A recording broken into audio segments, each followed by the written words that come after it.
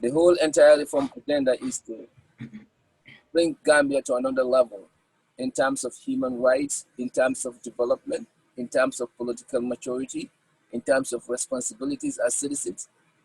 So this was an opportunity, plus the other agenda, plus the other reform agendas like the TRRC, the Joint Commission.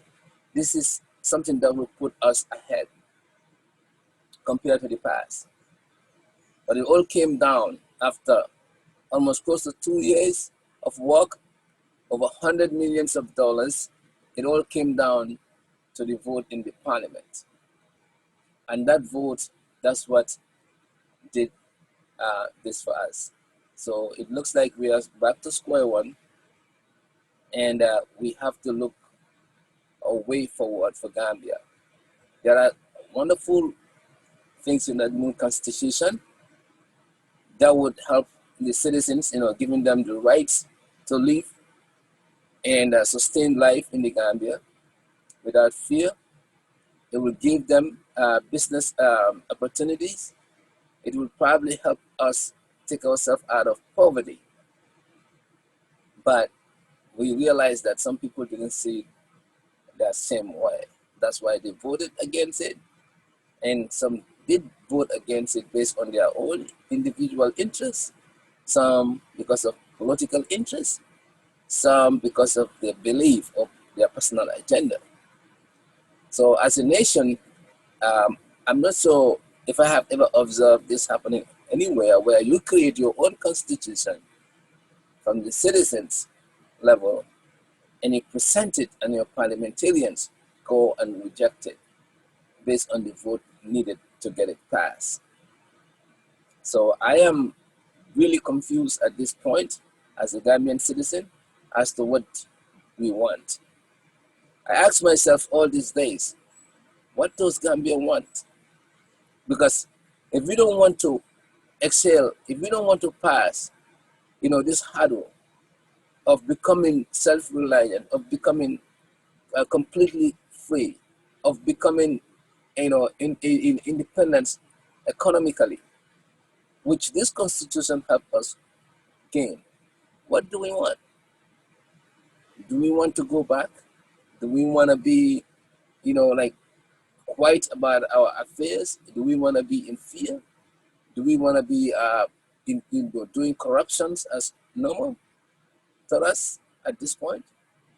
So these are all questions I ask myself. But I'm glad that there is an opportunity. There is always an opportunity to make changes and to make adjustments. And I think this is not the end.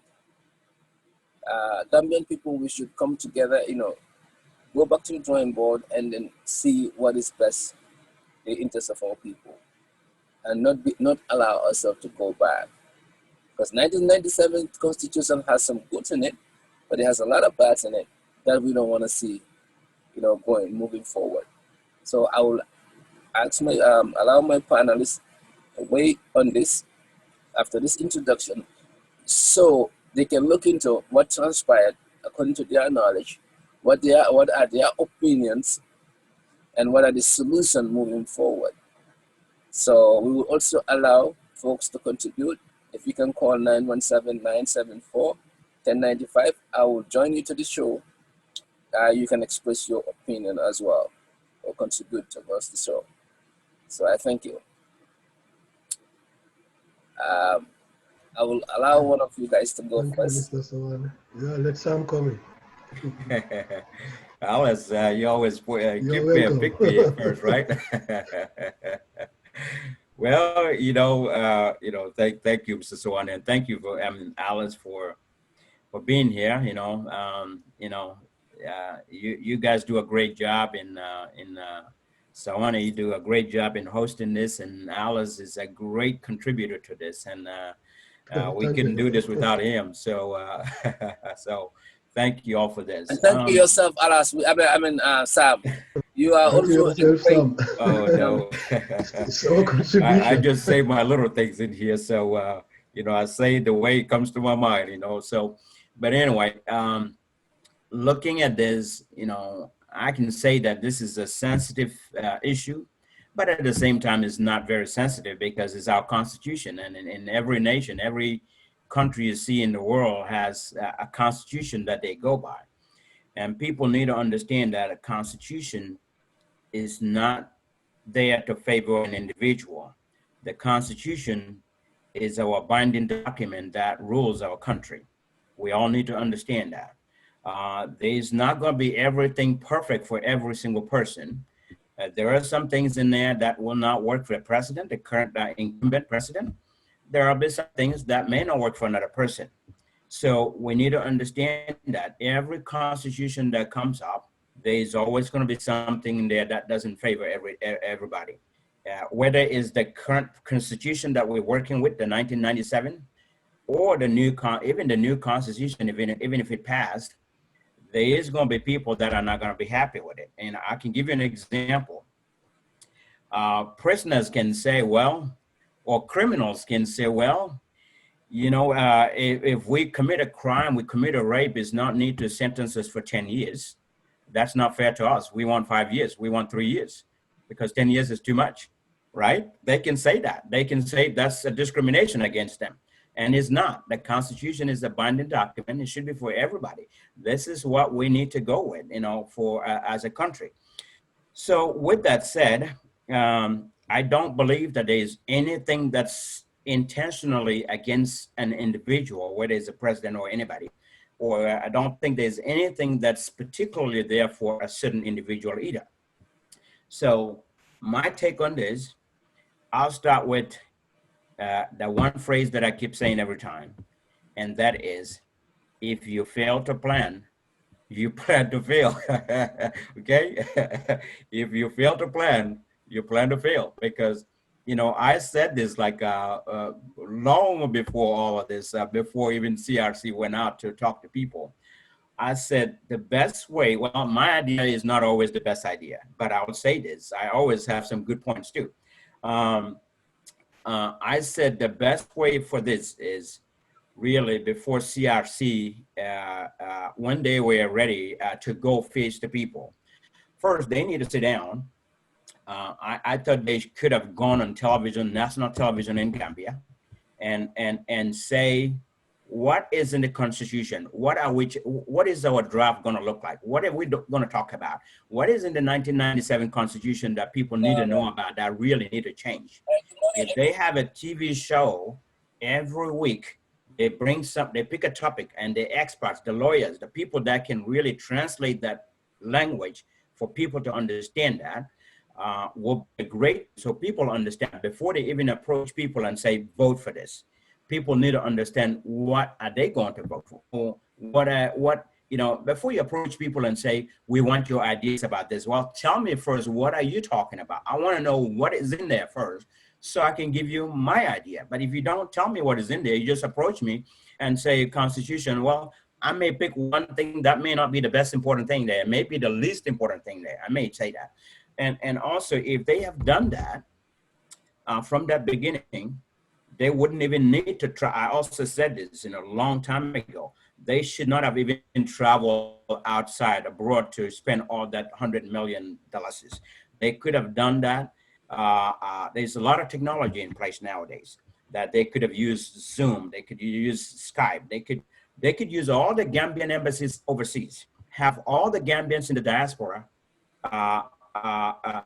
link with the Gambian embassy should be able to, would have been able to really initiate all of this with people in the diaspora. For example, in the US here, we can use the embassy in Washington, DC. That can host, let's say, 2 Zoom meetings, one on a Wednesday evening, at 6 o'clock in the evening, and I'm just picking the time, and another one on a Saturday and Sunday.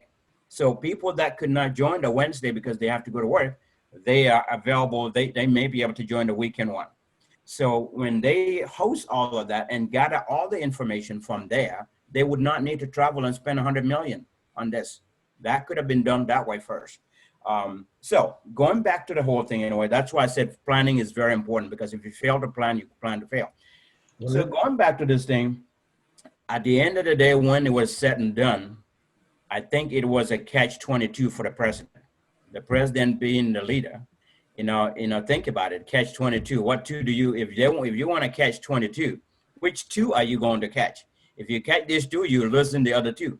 If you go for the one on the left, you listen the other two, right? So it's in that situation. Only when it's possible. And we cannot say that, for the president, I totally disagree with one part.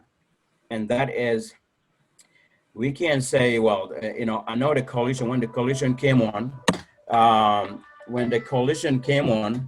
with the 3 agreement for the president, and the president said he's going to go for the mandate. All right.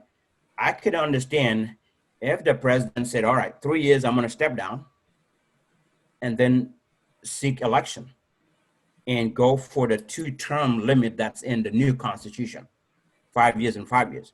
But if you say, no, I'm not going for the 3 years, I want to go for 5 years, well, that 5 years should count. In my opinion, that should count as term 1.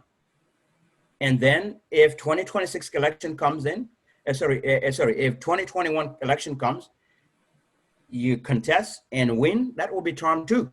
That should be it. But you cannot serve 5 years and say that 5 years is rubbish. It doesn't count. We're going to start fresh again. That's not how it should be. That's my opinion. All right.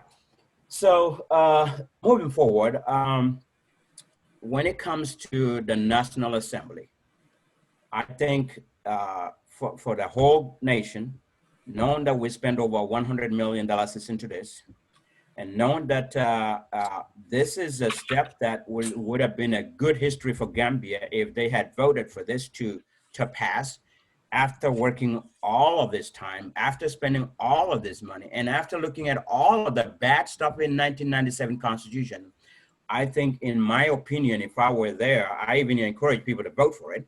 In my opinion, they should have voted for this. And knowing that I also know that there are some bad laws in this new draft Constitution. There are things that are not good, like the people in the diaspora cannot vote. Presidency, requirements for presidency. You think about citizenship. There are some good things and the bad things in citizenship. There are some bad things in this one, but there's a lot of good things. So what they needed to look at is, again, for the country, not for the president, not for any political party, but what is good for our country is what they need to look at and say, you know what, we've come so far. We've come a long way. We've gone a long way from 1997, operating on that bad constitution. A lot of bad things happen in our country. So let's make a change. Let's vote for this and change it. Then after changing it, we can start a new fresh page by working on the bad elements in this new draft constitution and get those out of there as well.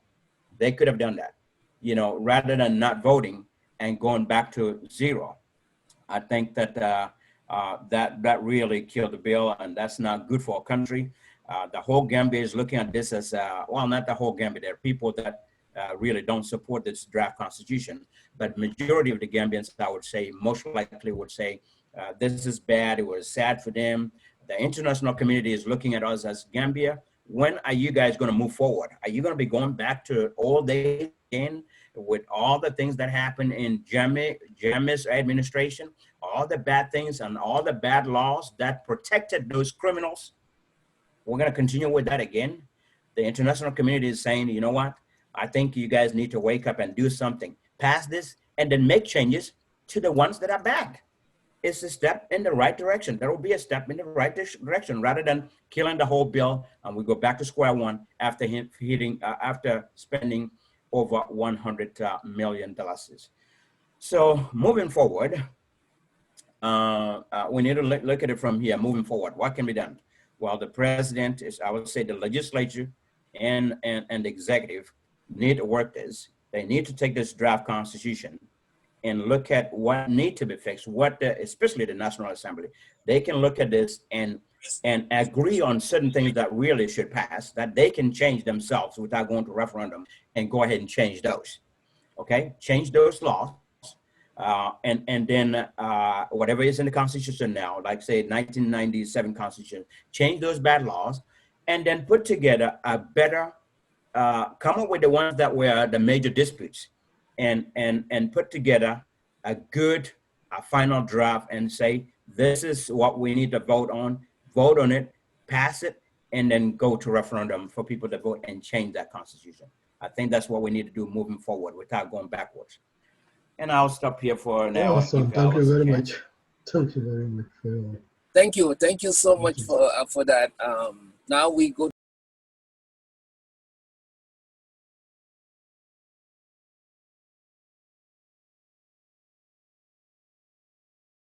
to Alice. Alice, what is your take on, the verdict of Parliament, the minority?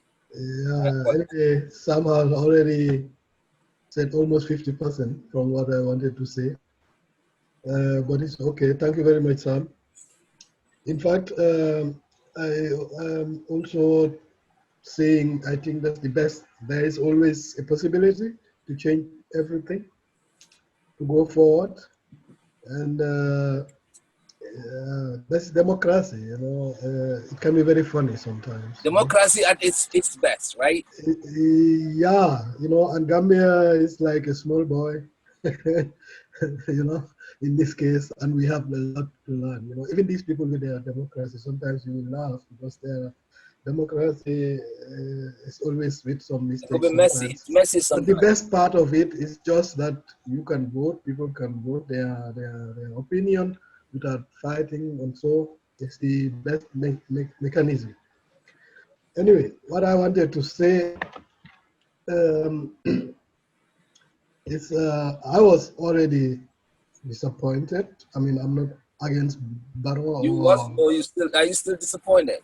I was because of the president, but that is something very independent, because I was expecting that he comes, or the vice president, let them first give a speech in the parliament, because it's a very important thing.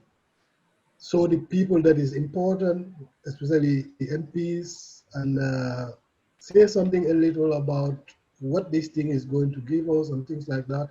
If I favor it, I mean, that's how people do it. You give your speech and then let them vote, because sometimes people can also change their their way of thinking before going there also. And the other thing, what Sam said, the CRC should have also informed the public that people know better. I mean, many people don't still know today better, because the book is not just only two sides. So I am, without getting really prepared with the whole thing, I'm going to suggest that they should have been working with maybe at least 3 independent lawyers, to help them and trace certain things, what they think, and give them advice, things like that, or not to be advised from the Minister of Justice in the Parliament. You understand? So I think that was going to save, even if some will say, no, we don't need anybody, we are going to do it, we are called CRC, and we do our own thing, which is also wrong, then people should say no, because it's about us. It's not about you. So, and try to, I think in this case, every Gambian should see himself inside and try to work hand in hand, because it's the benefit of the whole Gambia and our future kids. For me, everything was interesting. I was seeing it like when 2 parents are quarreling, and their small son asks, what is it? And then the parents will answer, we are talking about who is going to inherit your money. So the child will ask, because the child don't even know. And that's how I see Gambia, if you say that you are doing something for Gambians, you have to take the thing, not individual interest or party interest, or I don't know, which is always our problem. That's how we live. I mean, these are the influence of young democracy, Every step we do, we have 80% politics inside. You understand? This is known, and that is giving us always problem. You see what happened in the parliament? It's a picture telling you what is happening in 21. I can tell you, don't be surprised, you know. So, but in this case, it's about Gambia, not for party or interest of one individual or something like that. I was expecting something better, anyway. And then the other people outside the world also. And but I'm still having the confidence that they can change it. I mean, because it can happen, doesn't mean that it's dead. And we have spent already a lot of money. I mean, even if the Gambia government takes which is too much, even 6 million to say, let us try and go again and review the whole thing and then try to get advice from Minister of Justice and whether is this should be there or not, or how to cosmetic it so that it's okay for every individual, which is very difficult by a constitution, as Sam said. If you say it should go this way, there must be some people who would say, no, it's my disadvantage. If you say it should go this way, you'll have another party saying, nah, that's not good for me. You know, so, but people have to put one in their head. This is for Gambia and the future of the others. Even the diasporans can say, what is in the constitution doesn't favor them, doesn't favor them, and they are against it.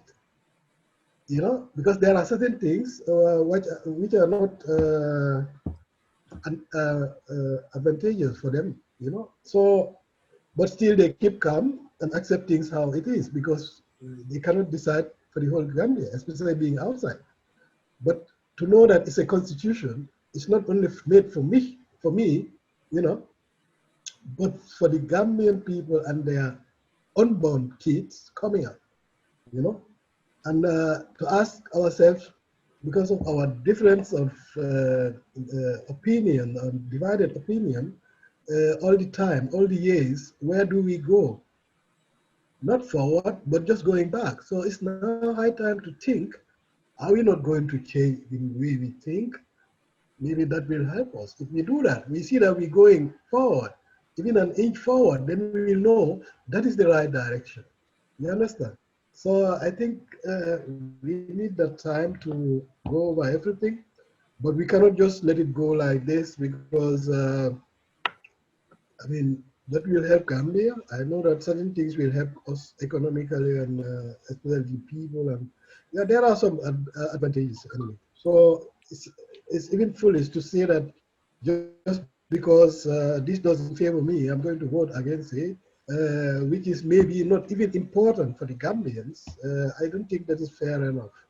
You know? So my advice is only that we try to see ways, you know, and try to get it back, even if it doesn't favor certain people, but the 95% favor the Gambians. I mean, if we are doing it for Gambia, you know, not for party interests or individual interests, you know, we have to divide them. You know, what am I doing for my party? What am I doing for Gambia?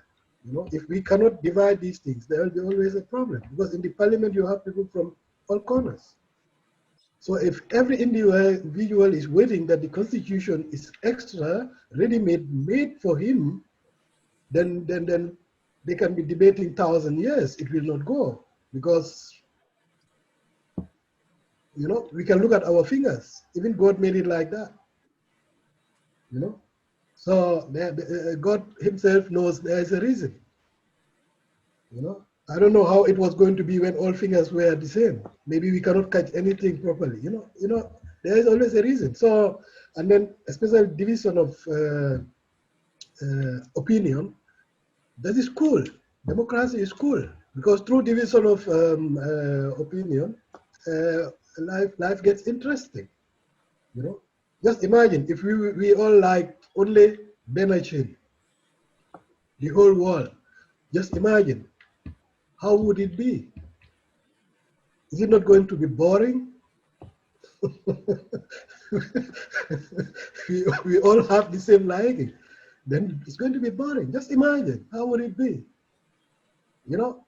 So that is normal, that we are different, we have different opinions, and that's how life goes. But a democratic state should use the tool because being a democratic state is there that people, with their opinion, vote for something. So if you have the majority who vote for something, even if you are not for it, you have to accept it with the name of democracy, you know. And when the majority goes like that, but this time nobody was expecting what is good for Gambia that is even to be voted against. I mean, some people have their opinion, and maybe they see something what they don't see as advantageous for them, which is also again very wrong, because this is not for them. This is not for them. This is for the Gambia and the future. You know, the unborn kids. Who knows? You know, because they are making a lot of theater about this thing, and 21 is just next up. The next election is just next up. And I have been warning people always. Some people make suggestions today which favors them, and they are okay with it, and tomorrow doesn't favor them, and they are no more okay with it. So it's always nice to think before taking action, you know. So I think we have to do our best and try to take the curve again, because it's very short, and then disgracing because the whole world is watching Gambia. Some will laugh because they'll say, oh, these people with their democracy, they cannot even make a constitution, which is also not our problem, because we've been living how many years in dictatorship. So now people have to change, and that is a process, you know. Doesn't just mean that Jame is gone and people and dictatorship is gone and people's mentality change. No, imagine 22 years boy now, he knows only dictatorship. And how many percent are our young people? We're talking about last time, I don't know, 80% youths, you know? So you'll see that these people themselves need to start to know what is democracy, because they've never experienced it in their life. You understand? Only thing they know now from democracy is freedom of speech. But all what is behind democracy is coming. You know, freedom of speech is just like a sand corn in democracy.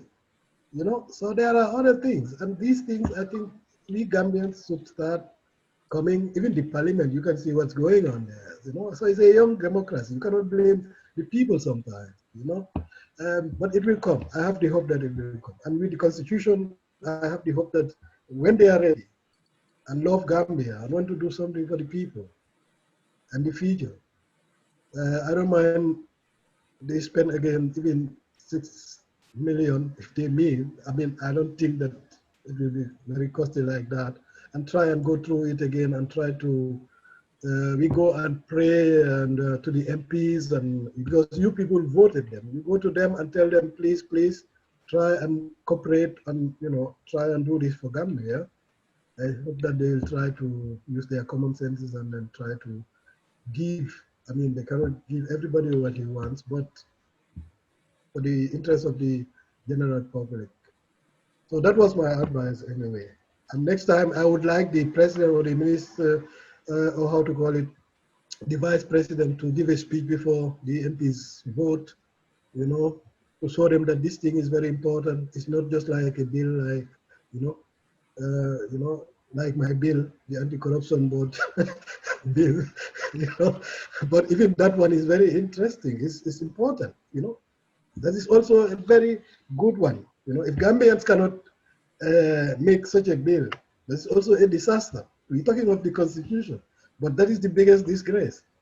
And the problem is nowhere but there, the same place. So they should try and agree and always put in their heads that they are helping the Gambians, not for themselves. This life is very short. They cannot decide that for the Gambians. You know, they can try and help the Gambians, but they can do their decisions today, tomorrow they are out of there. So that thing too, they have to put it in their head. All what they are deciding today is for their kids and their grandsons coming and the unborn. You know, so not to say I'm going to vote for this just because of my position. Your position is just like a sand corn. The life of Gambians, that is important. You know. And I think when they take these bills seriously and the constitution seriously, I think nobody is even interested to make any corruption. That is the problem. Because that will damn corruption. Because imagine the Gambia start to develop slowly.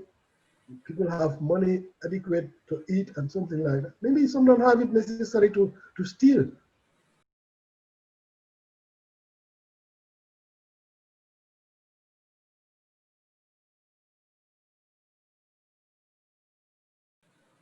Or to be corrupt or be corrupted.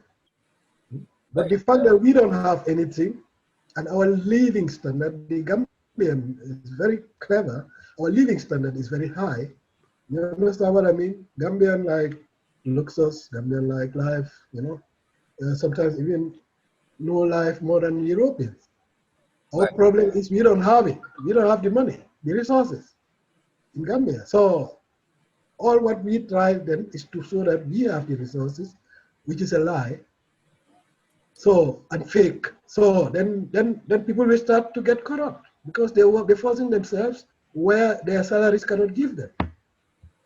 So, but with the anti-corruption board, I think it was going to control everything. That's why I always focus on it. It's the best thing, the most important bill they should have even done there at the MPs there. I don't know how to call it their block there, Right. And yeah, So, but I think we can still do something. I'm optimistic. Okay. I think it's serious. Thank you. Thank you. For that wonderful thoughts, Alas. All right. So now that we have both of you insight about this, I'm gonna have to vent my grievance and my sadness and my sleepless night over this. And I don't care who is affected by it. But I know who thinks I'm right or wrong or I'm not being fair. But I think we have a missed opportunity. We've been talking about missed opportunities here before, but there is no missed opportunity than this one. First, I will start with the parliament. My disappointment in the parliament. To me, I don't think this parliament has what it takes to digest and understand the laws. I think many of them are not educated enough. They are not even seasoned enough to make our decision on our behalf. I don't know. We thought that maybe with New Gambia we will see more like changes in the way we select elected officers. But these people win their contests in their regions. But I think it's all political choices, political picks, political influence. So they come to this parliament, and then they were on a political mission.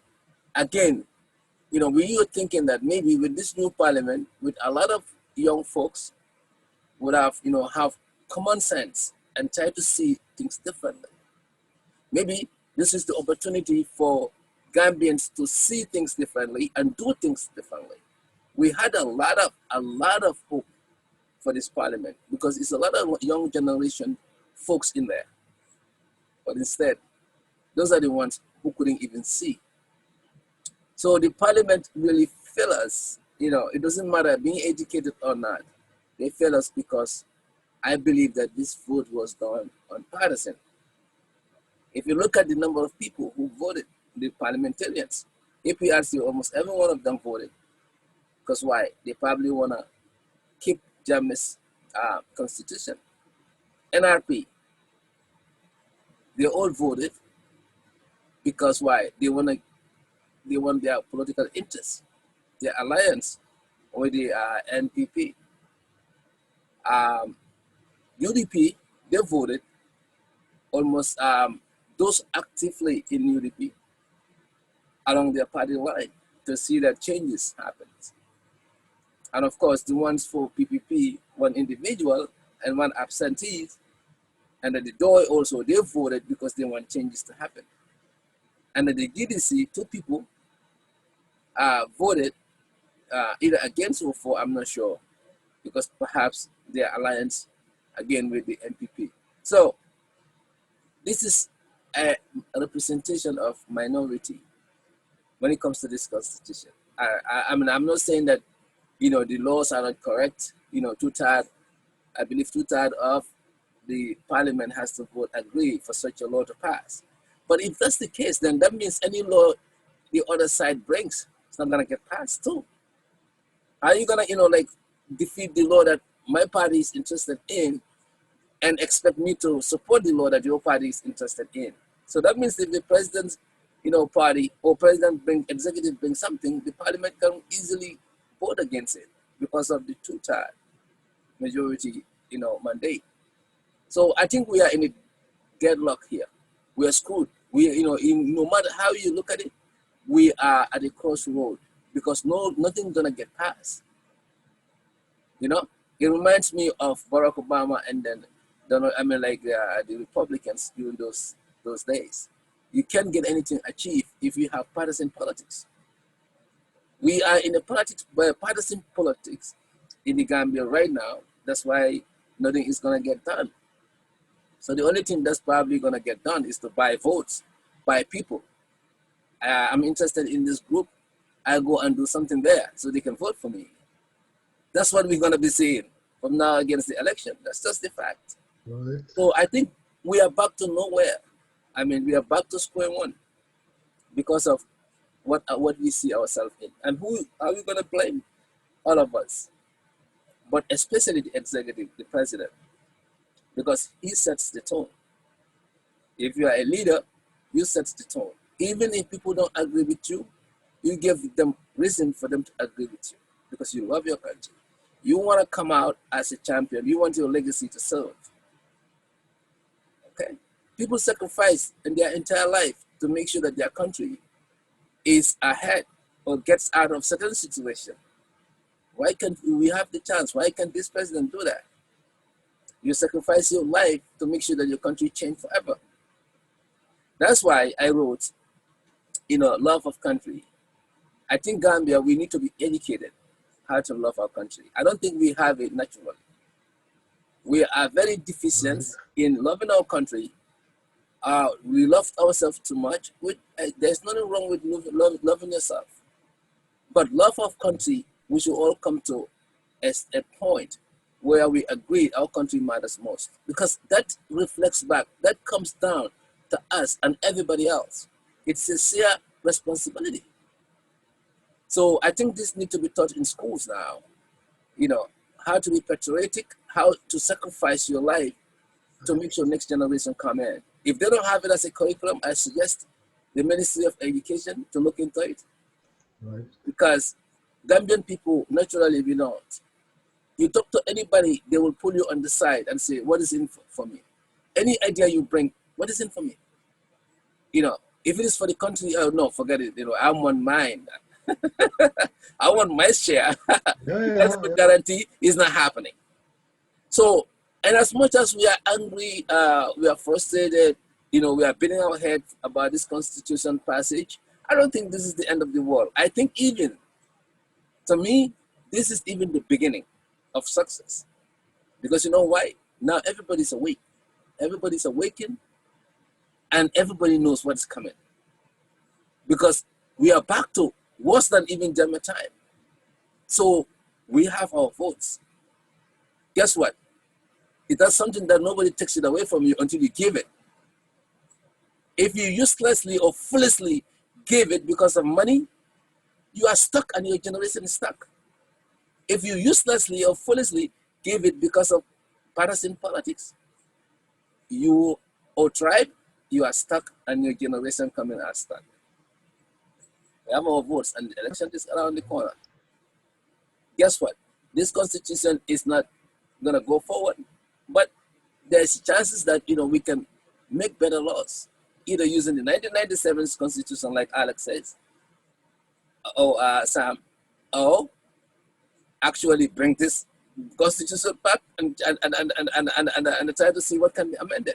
Why is it that the parliament cannot just say, these are the areas we don't allow, but we want this to be changed. We want it to sit on the table and adjust. Why can't they give the option? It's cheaper You than ask somebody saying 160 that. million. You ask. I had some MPs are saying that it is retroactive. I mean, it is like the president's term started. That's why, to 2016 or 2017. That's why they voted against it. Some people are saying But because who knows? a Who marriage is knows? not clear. Marriage is not clear. Some people are saying, the parents, don't have control over their kids. Some people are saying all these little things. Those are things that can be changed. List 10 things or 5 even that you want change and say that you want this to pass to another phase. But that was not the goal.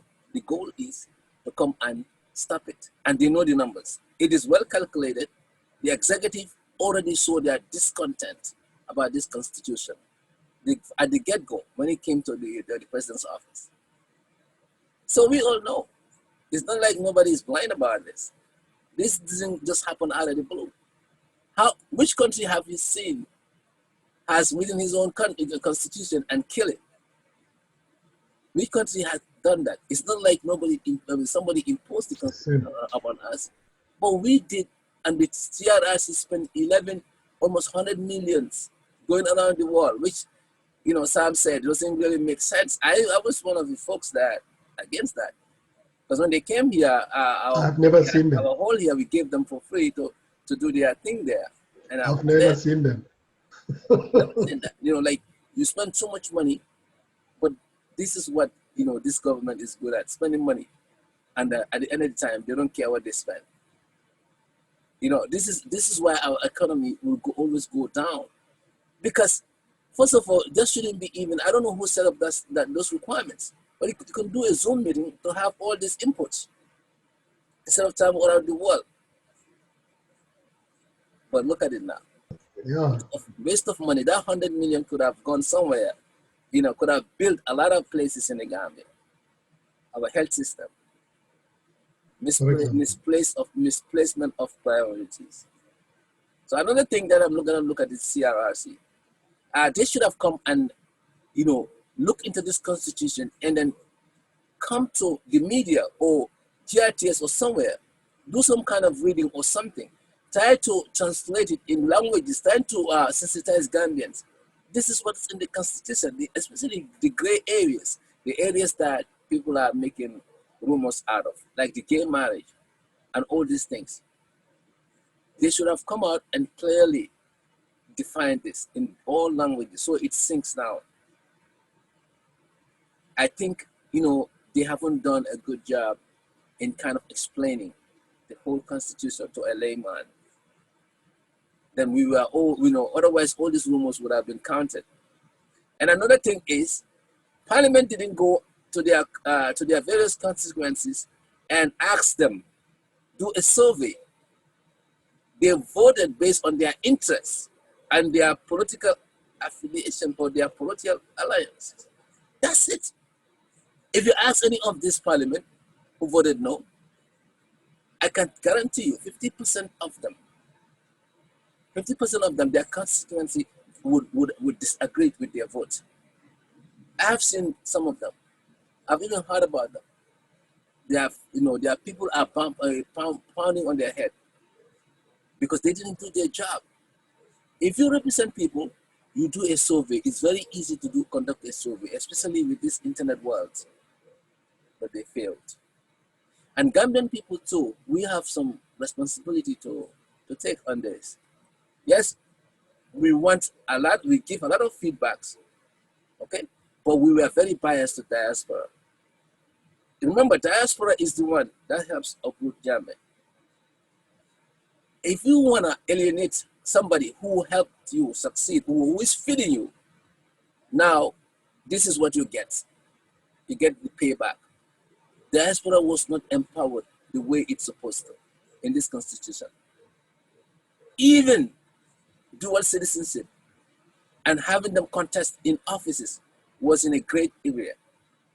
And I heard Ali Fasala say this Somebody with 2 citizenship who is a Gambian and want to run for president, they should be allowed to run. Once they win the presidency, they should be denouncing their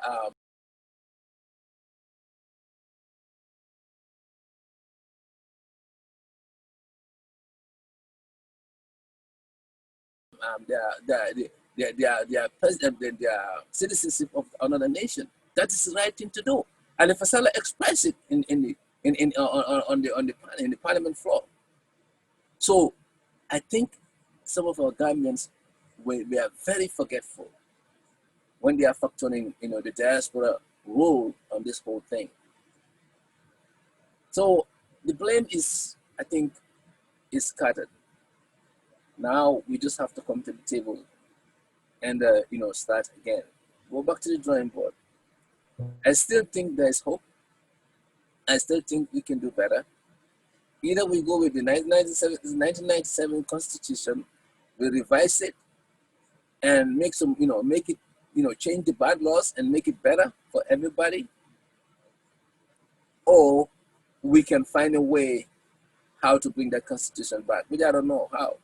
No, we take the new one because that they have to agree on certain points to make it. That's why I said just to make a cosmetic with it and then try to. But we cannot live the way we used to live. People getting arrested.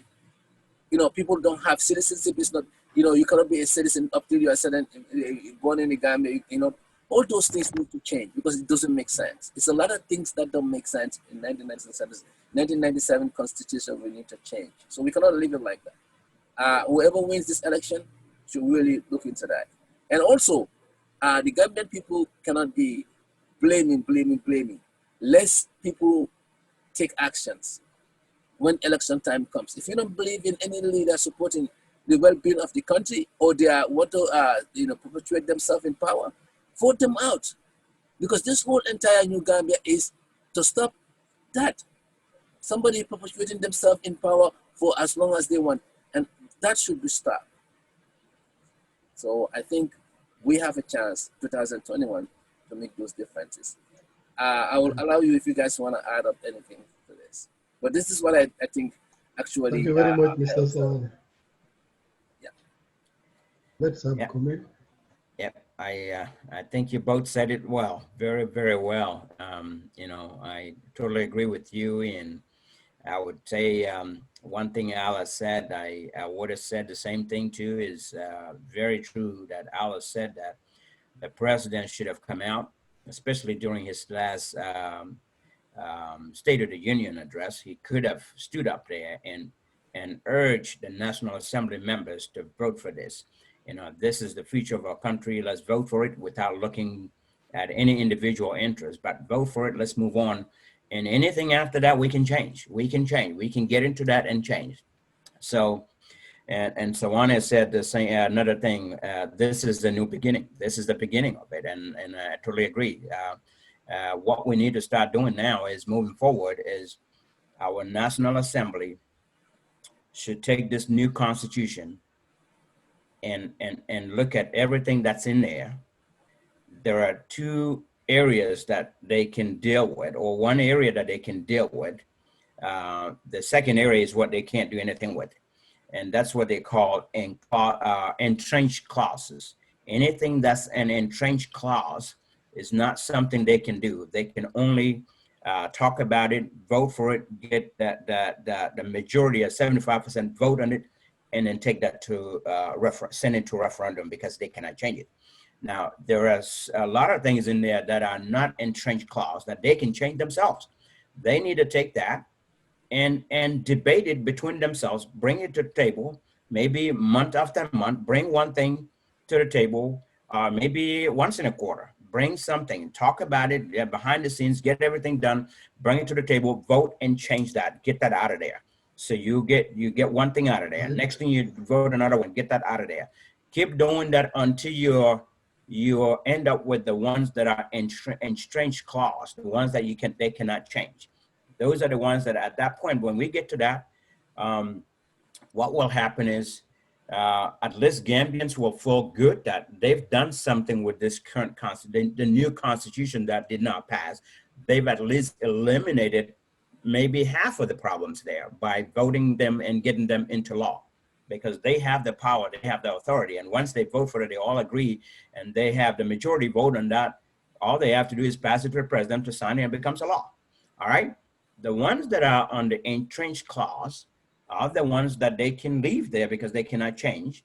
And if they can't agree on that, especially, what needs to happen is in the 2021 election, once we have a new president, that president will, at that point, with their cabinet, with their new National Assembly, of course, will have new members that will be able to work on that and pass that to referendum.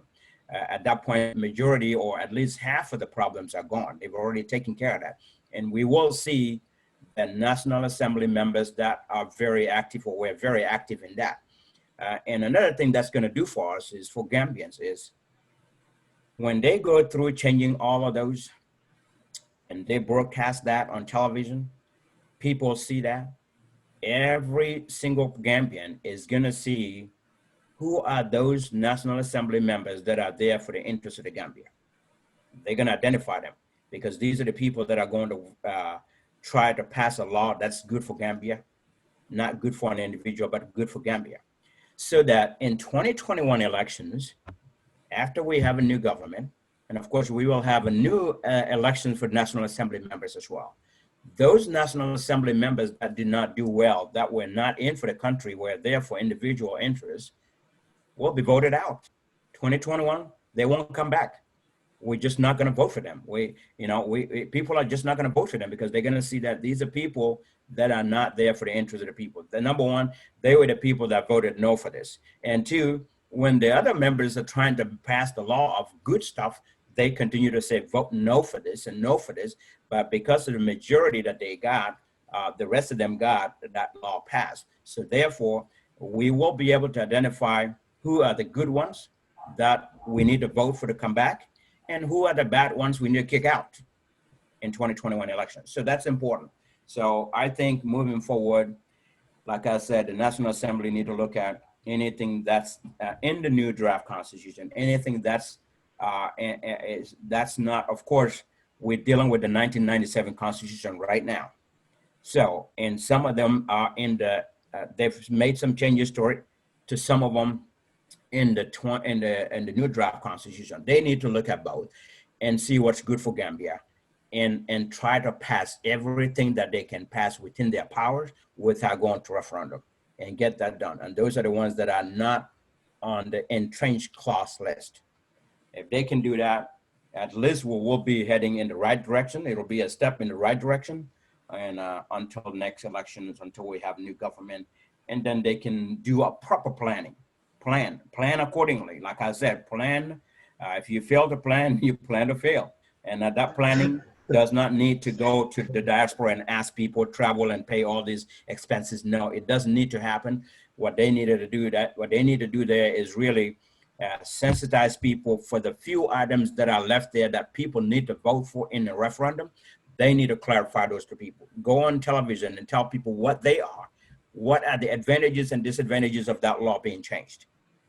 Then, when you sensitize people like that, then our foreign ministry should be able to engage our people in the diaspora by using the embassies, and have the diaspora's diaspora's voice as well heard through Zoom. It could be there are all kinds of means that they can use with current technology to be able to hear people's voice and put it all together without expensive travels and per diems and all kinds of unnecessary expenses.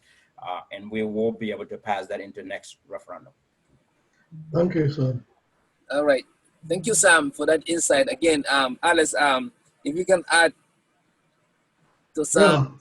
Yeah, I just have to laugh where Sam said they need to go to the embassy. I mean, here in Germany, I don't know where people can go. We don't have any. What we have is a German sitting in Bali. Nobody goes there, and the government is paying money for him, but it's not helping us. That's why we have no contact. For German people, Gambia is just like a village somewhere, because our people, they just always leave Gambia onto Brussels airline. That's the only connection they know. and which is very sad because we have a lot of East African countries here who have a close contact with the German government. And every time you read in the newspaper, you see how many hundreds of millions they're sending them for hunger and all those things. That means the fact that we don't have anybody in Berlin, we don't get from this air. But it was very funny, Sam. I mean, the idea is good, but we don't have any consulate here. If you Well, ask them, yeah, we don't even have a consulate because the person sitting here is a foreigner, not a Gambian, a German. People are, the boys, when they have problems, they don't go there. Why? Because they are afraid when they go to him and tell him their problems, he is one of them here. He can even call the police for them, things of that sort. You know, we have been fighting that since 2016, you know, because here in Germany is having the most, we're having here the most populated Gambians in the whole world. You know, just imagine. It's a shame that you cannot even have for your people an embassy, a citizen or somewhere, you know, who people can go to. When they have problem here, the only way they have is Brussels, even to change their pass. We are not talking of having problems to complain to somebody, you know. And what if they don't have money? They cannot run to Brussels. Many people don't even know that the next consulate is in Brussels, you know. Many people used to call me here. I used to give advice what I can't because I have other things to do too. You know, we've been asking the government since, but as you said, if we cannot deal with such small things, we have a lot to do. Not even talking about the constitution. yeah. So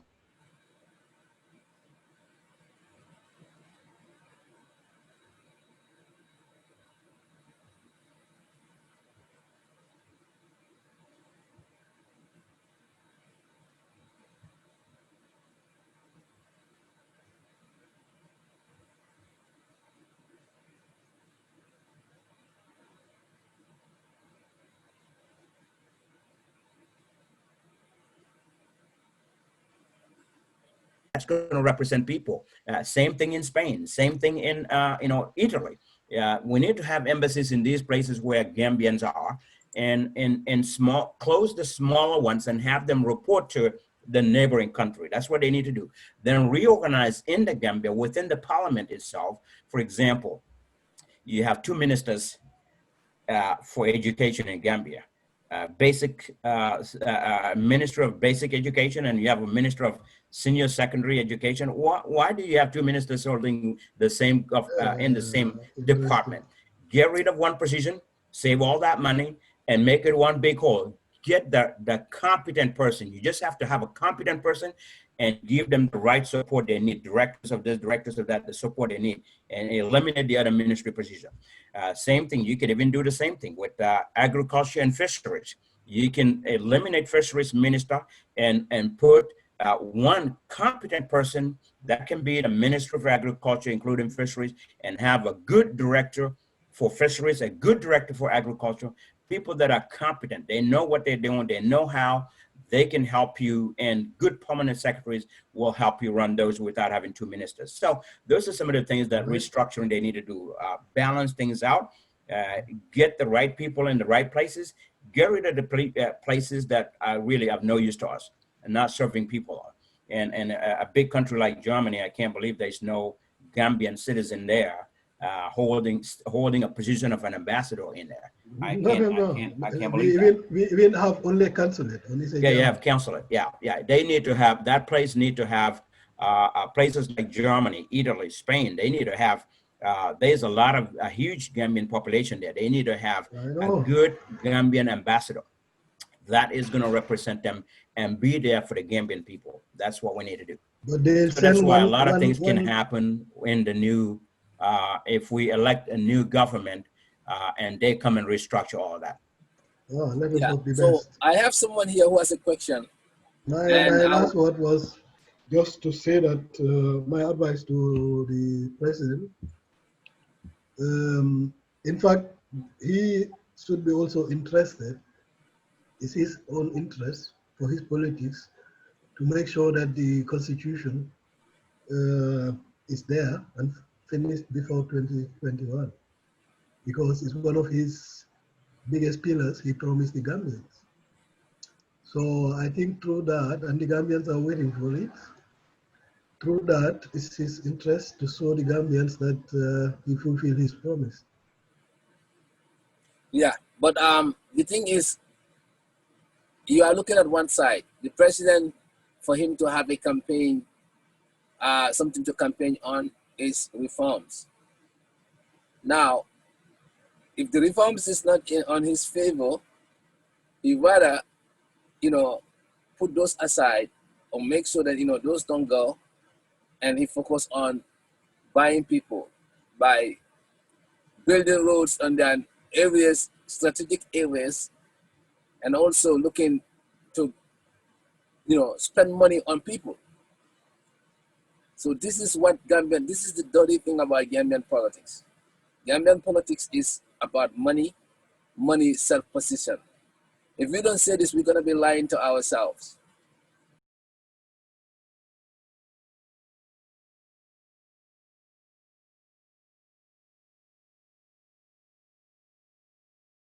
Unless we pass this, we will never be a Gambia that we want.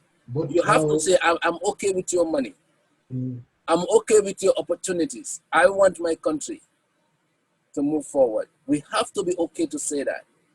But if you go behind the doors and hold this money, somebody give you back of rice, a government official give you something, and you keep it.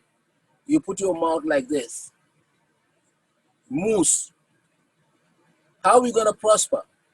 You're gonna they're capitalizing on our poverty instead of uplifting our poverty. Uplifting us from poverty. They're capitalizing on our poverty. This is what our government do. And this is the inside job of our own people around them. I don't want to call names, but there are people around them who want to keep their jobs for 10 years or more. And they said to this president, listen, this is how you have to do it. And they go and work day in and day out buying people, looking at your weak points. If you don't have a bag of rice, you want this or you want a car, they give you that. And what our people are narrow-minded. They're not looking at the future of our generations. They're looking at what can I enjoy today? What can I do to solve my, ndawal? All these people that have been changed, running around, these politicians have been doing it purposely because they don't have or they need something.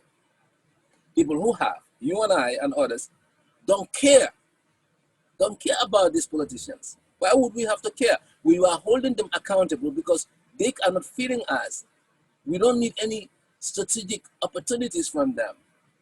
I don't need to go to beg government for anything in the Gambia. What? If I cannot do it there, I do it elsewhere. So some people are not in that position, so they have to bend down. All these politicians that have, support all these acts of us not being succeeding, I don't want to call names, they're doing it for their pocket. And if there's second thing towards it is, either tribe or political affiliation. That's it. So unless we pass this, I'm telling you, I have to just Alex say and something. Sam, we are not gonna go anywhere. And our president, thinking that he's part of us, he knew the deal when Jammeh was there. He promised, okay, he's not a stranger, knowingly came and danced to the tune of the same thing that he's been preaching against. Yeah. The president came and danced to the same thing that he's been preaching against and have the same people around him that were responsible to make us fail in the past. That's not stupidity. That is something that has to do with strategy. A strategy that doesn't favor Gambian people. A strategy of, not doing the right thing. So it's just simple. Gambian people, let's not slip over it. Let's not kill ourselves about it. This is all calculated. This is all calculated. It's very sad that we haven't, exhaled. We haven't passed through this level. But this is what is happening in our country. And unless our citizens are ready to stand up with their votes and speak louder, come together. And I'm saying this, come together. If you think individually you guys can overcome, It's not gonna happen. You have to come together, like you came together with Jammeh time, and make it happen. But if you don't clear your differences, your political differences, and look at Gambia as one, and you think you're gonna go ahead, my party, my party, my party, we're gonna get synced because we haven't escaped. We are in the same hole. This is what we need to, preach. And from now against the election, these are the things we need to preach. We have to be real. If you're real about yourself and about your country, you will say the real things. You wouldn't have to care about opportunities or money. And this is the situation. So I have a question here, Alas, before you come. Somebody asked, how are the Gambia people supposed to keep their government honest and accountable? Somebody by the name Halima Muhammad. How are we gonna keep? Should I? Yeah, you can answer if. Yeah, I would only advise, as I used to use.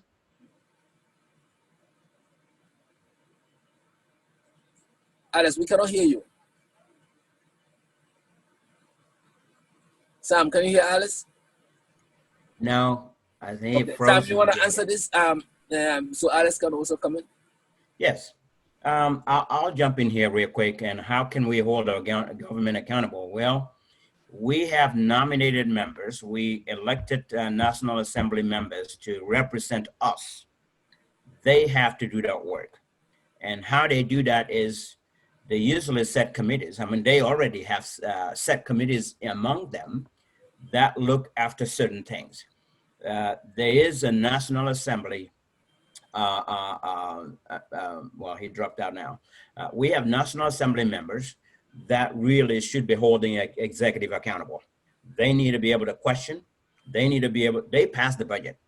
They approve the budget. When the government give them a budget, comes with a budget, the National Assembly is the one that looks at the budget. They should question anything that's on that budget. They should be able to reject that budget because of some deficiencies or some things that are not right. And before they approve it, once they approve it, they need to be able to demand and say, I need to see this. If we approve $10 million or $10 million for a certain project, they need to be able to hold government accountable for that 10 million. They need to say, I need to see what happened with that 10 million. Show me the money. Show me where the money went. Who did what and when. I need to see everything. They need to be able to see all of that. And if they see corruption in anything, that's when they can stand up and represent their people and say, you know what, this is not something our people sent us here for. We need to make sure that this doesn't happen. And if they see that there is a corruption, for example, that includes the president himself, they need to be able to get up and impeach that president and get them out of that. Any president, they should be able to impeach for certain gross misconducts and certain corruptions and certain things that are within the law that they have the power to impeach a president. They need to get to that point and set an example. That's how we can hold the government accountable, by National Assembly holding up, standing up and questioning everything. And also they need to create within the powers of the National Assembly. That's one of the things that they need to do there. They need to make sure that in the new law, in the new constitution, that they have the power to initiate a commission of inquiry, not just from the executive team. They need to be able to do this on their own so that when something happens, they can initiate a commission of inquiry, look into it, and have all of those reports go to their desk. They look at it, analyze, and see if there's any wrongdoing anywhere. Anywhere there's a wrongdoing, they need to be able to hold them accountable. That's what they're for. That's part of their job. So that's my response to that. Okay, good. Alice is back in. Alice, go ahead. Can you hear us? Alice. Yeah, he's back. Can you hear us? I think he's on a different, Alice, can you hear us? So let me add, before Alice come in, let me add to that. Yeah, your audio is not on, Alice, your audio. Your audio. Yeah, so how can we hold our elected official accountable? I think this is very simple. It is very simple. When they are campaigning to come to office, they make promises, right? And we have expectations. So what I think we can do is what they promise about. If they are not doing that, we have to speak up. That's number one responsibility of every citizen, to speak up and let them hear that we are discontent because they haven't delivered. And there are repercussions for that. If somebody doesn't deliver, if you go to a workplace and you don't deliver, what happens? You end up getting fired. So we're gonna give warning sign. We're gonna talk to them. Mr. So-and-so, you are not delivering. We are not happy. We're gonna make noise. No insult, no anything like that. Very, decent way to express our feelings. Through social media, through calling, whatever. And I know all these government officials, people working in civil service, I'm pretty sure people do express their opinions, how they are doing. You can feel it. You can feel. Even President Barrow is feeling. He knows, if they are not, and perhaps, people telling him good things to hear around him. Oh, Mr. President, you are the most likable president ever. They could say all those things. Oh, Mr. President, you're doing a wonderful job. But if the president himself is someone who can think, who can look, who can analyze, you will know and critique himself. Your promises, your goals, compare to what you've done and how well you did them. That's the way you find out if somebody's doing a good job or not. Okay. So just like in this point, if we are doing a good job in analyzing things, people will be able to know. What we do is we send a survey and ask people, anybody I meet, do you watch our show? Yes. How do you think we do? So you give us a feedback. We come here and we kind of improve from that. So this is the same way. It's not a miracle about it. If they refuse to make adjustments when time to vote comes, that's where you hold them accountable. Finally, you depose them. You take them out. And this is what is the responsibility of a platform like this. We have to come out and sensitize our people how to hold our leaders accountable. So this is a very good question. By telling them first, tell them what is wrong. What how the temperature is feeling. What is the tempo of their administration. If they are not listening, then finally you vote them out. There is nothing else. No crossword, no anything. I mean, it's not necessary. It's very civilized world. We have to use our vote and our connection, and we kind of come together. Another thing is coming together. We cannot do it alone. Gambian people, we like divisive things. Individually, we are very successful. A lot of people are so very successful individual. A lot of talent, but it's all scattered because we don't come together as one. Once we come together as one, and we put our individual interests on the side and focus on national interest, we can achieve anything. We can make any changes. We can drive the tempo. We can tell our leaders what to do and what not to do. So this is the answer for me. I mean, like Alice, if you have something to add to this guy's question before we pass. Yeah, I mean, I just started answering, but I had a problem with my VLAN. maybe somebody didn't want to. Yeah, maybe somebody didn't want to get my answer. Anyway, you have explained it all. Because people have to know that they have also a say. They should not necessarily be a minister or MP or president. Being a Gambian with a voting card, people need to know the worth of it. They can move Gambia in any direction with their voting card. It's just not a mere paper. And even the MPs you vote, they are in the parliament. When you are not satisfied with what they are doing, you still have your voting card.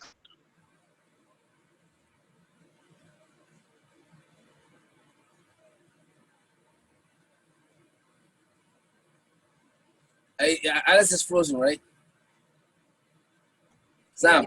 Yep, he is frozen again. That's the use of it. He is back. Sam, I'm back.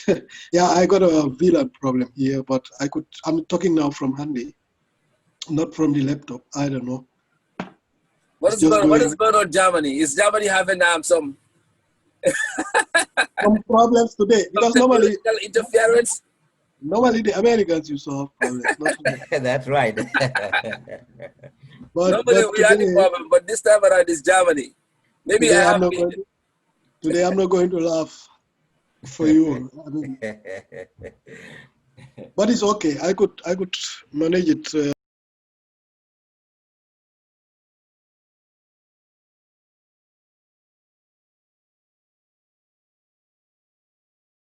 through my handy to make sure that I. But that's the answer. You've answered everything what I wanted to say, Mr. Sawaneh. That's the Yeah, only way. People are important. Gambian people are important. Everybody with voting card. You can move the Gambia in any direction you want without quarreling, without insulting, because that is democracy. People have to respect their voting cards and use it. It's their power and everything. You know, they can even move a president out with their voting cards. That is democracy. So that's showing you the power they have with their voting cards. yeah. And this gentleman is saying that people are. He said that, to be honest, a lot of people are oftentimes scared to get into politics because they're scared that they can get insulted and then drag them to their freedom and speak because of they can get insulted and then get apprehended also. What is your Yeah, take on that? but our, as I used to say, we are in a young democracy, and many people have to understand for us what is democracy, what do we have in our hands, and how are we going to do with it. You know, that's why at the beginning I told you, if you imagine people who are born and maybe 22 years old now, you know, these people are born in dictatorship time, and they know only that. So when we talk about democracy now, these people have to understand it and know their powers with democracy and the how it is because that's what I say. Many people know from democracy only freedom of speech. If you say democracy, they'll tell you only freedom of speech. That's it. And that is just part of it.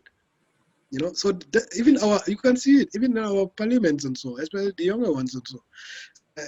They have to. It's a young. I just see our democracy as a young baby. So people need the time to learn everything. How do we go with this special tool? It's not something what we can. It's a process. It's not something what we can do in 1 week. Right. And democracy can be very interesting. Can be very funny too. We need to understand it. Yeah. So are you guys optimistic about New Gambia, moving forward? Yeah, yeah, yeah.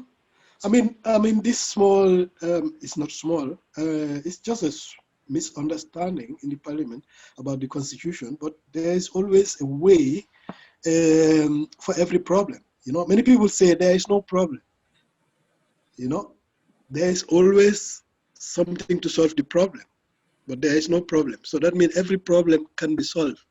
The question is, are we ready to do it? Are we ready to? Which and I'm sure that we can do it, because if we can spend 116 million just like that, I know that we can solve this problem. Right. It's just a matter of putting our interests aside and think of Gambia and the Gambian people and the coming people, the unborn babies, as I used to say.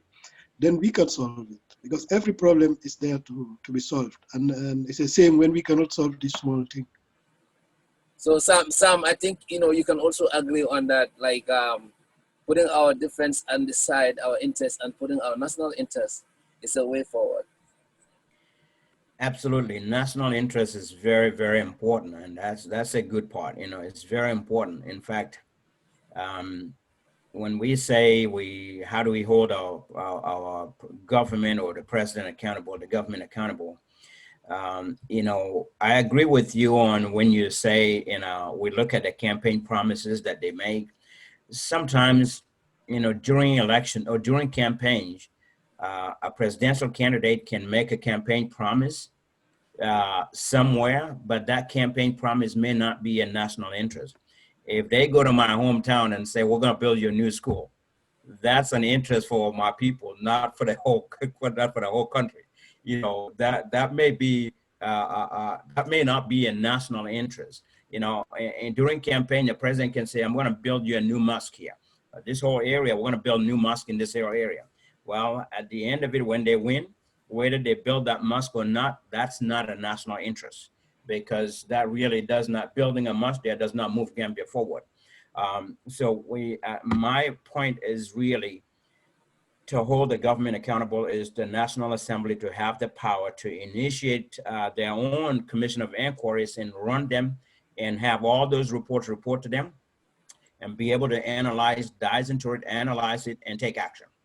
That's how we can hold them accountable. It's just like in America, just like an example, in America, Congress has power to initiate investigations against the president. And if they see fit that they need to impeach the president, they will impeach the president. That's the way, that's democracy. That's how it needs to be in Gambia. Our National Assembly need to have the power to initiate inquiries into Gambia's diplomatic passport saga. All the commissions that the executive team did, some of them could be something, especially the passport part. The passport one, it was something that, I'm just giving an example. It was something that a lot of fingers were pointed to the government, to the executive. So that should be something the National Assembly should have investigated themselves and then hold the right people accountable. So I think that's the way forward. But yes, I strongly believe that we can move the country forward.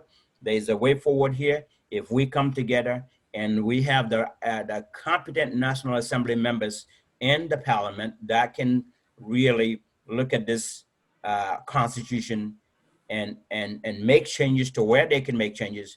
Anything they can't make changes, put them together to go to a referendum and we can move the country forward. Yes. Yeah, I also have a problem with the way of the 2/3. Is it 2/3 or 3/4 for the parliament votes for certain? Yeah, it's like 75%. Okay, so that's It's 2/3. that's 3/4. It's 3/4, right? Yep, 75%. Okay, I have a problem with that because I think like it's too much of a hassle to get something. I mean, it's too much of a minority kind of like stopping something than majority getting something. So if you look at this case, if at all this constitution went straight to the people, I can guarantee you that it was gonna pass. But it has to go through the National Assembly with such a chance, a narrow chance of saying no and getting us to be defined by the minority is more likely. This is why this thing didn't go. If you look, a majority of the people voted for it, but it has to meet that threshold. So I think certain laws, I mean, I know this is how it's set up.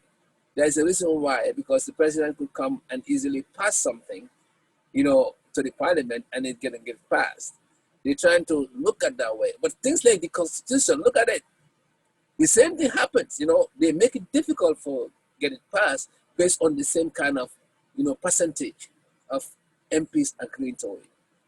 So I think, this kind of thing, we need to look into this. How can we adjust, things like in constitution, certain, things that involves majority of the people's, thought or majority of the people's approval for it to get passed.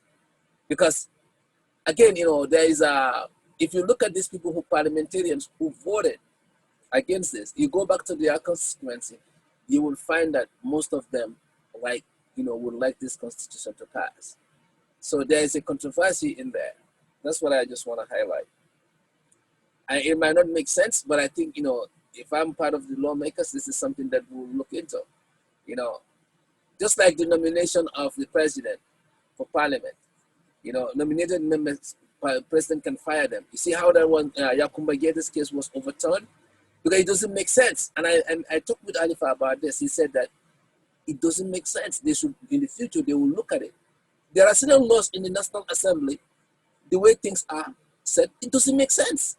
We need to look at it and define them.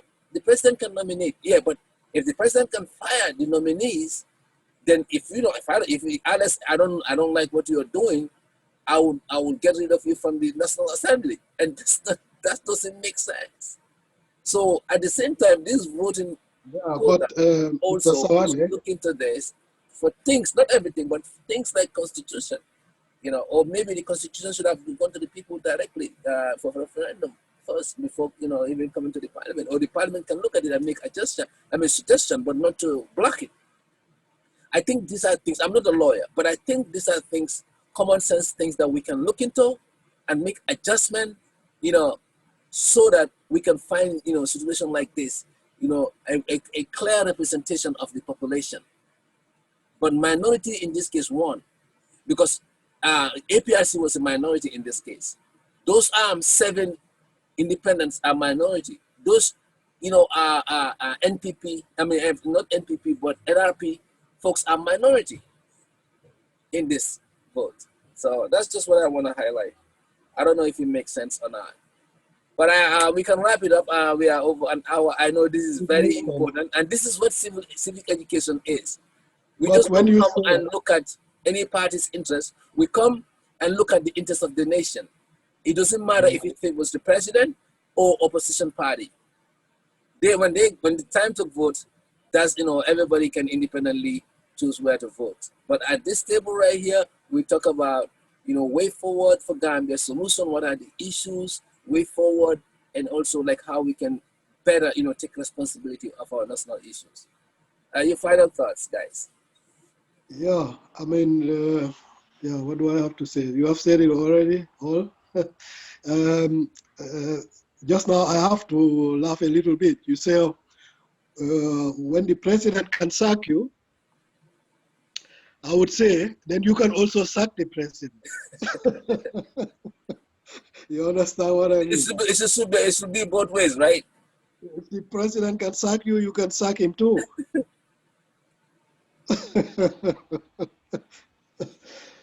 Okay, but anyway, that's my advice. I'm optimistic that we can solve it, because this should not be a problem for Gambia. Even if it takes a little bit time of discussion and a little bit of investment, but I don't think we even need investment. We just need to sit and discuss and try to find a way for the betterment of the Gambia. That's my advice, and that's it. Thank you. Thank you, Alice. Sam, your final words. Well, to wrap up today's topic, I just want to reiterate, in other words, reiterate what I said about moving forward. The National Assembly really can go and take that new draft constitution and look at it, and look at the 1997, the current constitution, and see what they can change in their own power. Because anything that is an entrenched clause, they cannot change. So the rest of it, they can't change. So look at all the bad laws, make them, change them, fix them before even the 2021 election. Then by 2021 election, after election, there's going to be a new government. There's going to be a new National Assembly. When they come in, at least most of the work is done. If they don't do that, we all going to look back and say, now, since Jem is gone, what have this National Assembly done for us? What laws have they made? Do you know? We're all going to be asking ourselves, what have they done? And this is where people need to make that determination and be able to make the judgment that, do we have the right people there? If the answer is no, don't vote for them. We know there are some very good ones in there that we need to vote yes for to come back, because they've continued to fight for our government, for our country. And they see the national interest first. And these are the people that need to come back. The ones that don't see the national interest, but see individual interests, or the ones that are just there with for the sake of being there, we need to get them out. We need people that are going to work and represent our people. And one last advice is, this is a time Gambians also need to challenge our National Assembly members when they come back to our community. We need to have meetings in our communities and tell them to tell us what is going on, what's happening. What do you think about so? Question them. What do you think about so and so and so law? What can you do about it? Let's challenge them and see who is going to be engaged, who is going to go to the National Assembly and talk to his teammates and see what they can do about that law or do about something like that. And this is where they will be able to identify strong people and the weak ones, so that next election they don't vote for the weak ones and get them out. So that's all I would say. Thank you. All right. So we come to the end of the program.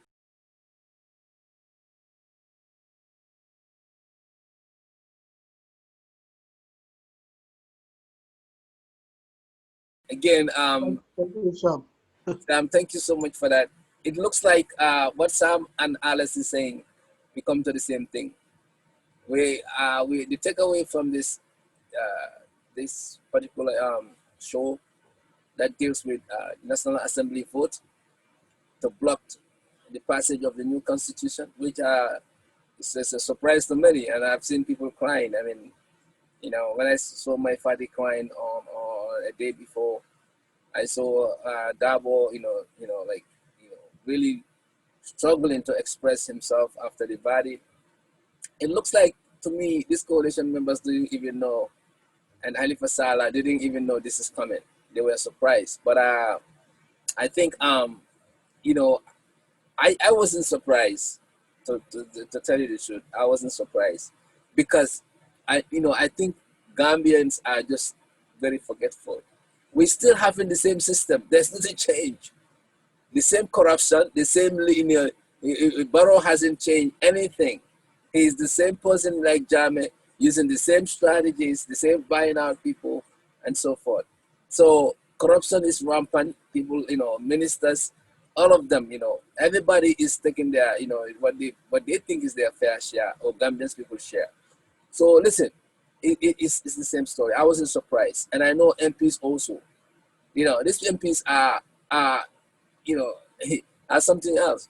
So now we know it's not the fear that make people to make Jammeh. It's not the fear that make Jammeh to make those bad laws. It's not the fear of the MPs from Jammeh. It is the money, the influence. It is the interest. It's not the fear. There's no fear there. These MPs could have just choose not to be influenced by anything, partisan politics, and vote for this. But it's not that. Gambian people haven't changed from one thing or few things: position and money. And that falls on the interest. So that's why the takeaway from here today is, let's put our interests on the side. Let's put our interests on the side. We're gonna come to that. Let's put the national interest forward. If we do that, we will change. Anything that is good for Gambia will happen. And we will move. Developments will happen and things will happen. We choose the right leaders, we'll choose everything that is good for us. But if we look into our pockets, it will not happen. And when people don't do the right thing, vote them out. Like Alice said, Sam said, National Assembly members, you mess us up, you better be working very hard because you're going to get voted out. President Barrow, if Gambian people don't feel like you deliver, you're going to get voted out. So this is the mindset that everybody should be looking at. Okay? We cherish our country. We love our country too much to love somebody better than our country. That is not happening. And that's why we have this new Gambia platform show to come and discuss our civic responsibilities without fear or favor, and kind of, help our people learn, and we learn during that process as well. So we thank you so much, and we would see you next week at the same time, 11 Eastern, GMT 3 o'clock, and we're gonna come with other issues as well. We have Madi Jobate, I believe, next week, and then we have Dr. Ceesay, I think, after a few weeks after that. We have more people coming on the show, so stay tuned. All right? Yeah, Sawaneh, thank you very much for All your right. contribution.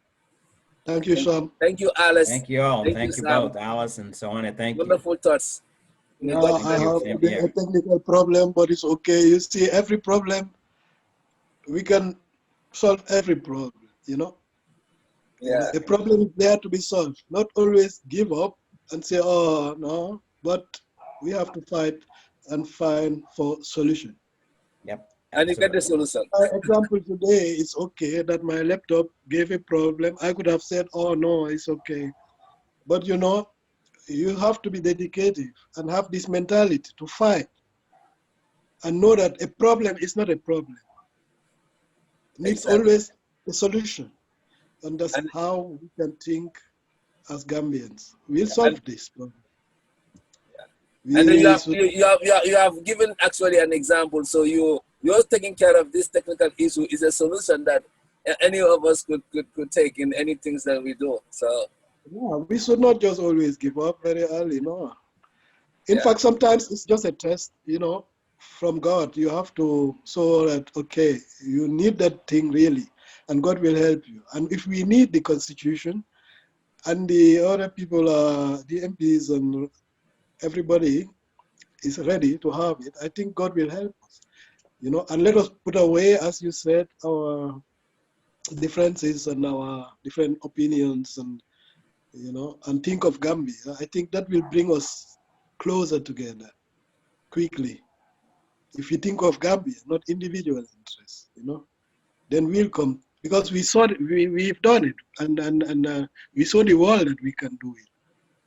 Exactly. And I think the people are still there. They are not gone. They are there. definitely. Okay, Mr. Sawaneh, take care. Thank you, Alice. Thank you, Sam. Thank you, See you Sawaneh. guys next week. Take care. All right. Bye now. Take care. Bye.